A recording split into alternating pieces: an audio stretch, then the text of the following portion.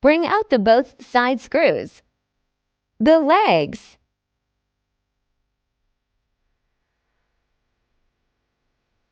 and the caps.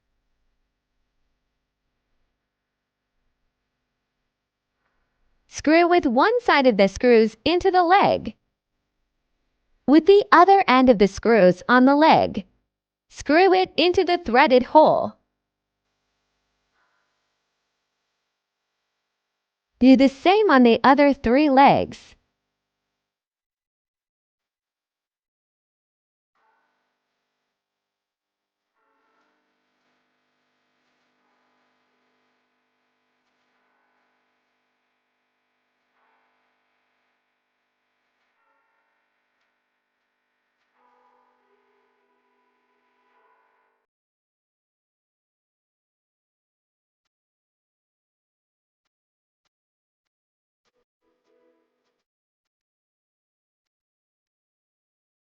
With the caps, cover the legs with its covers.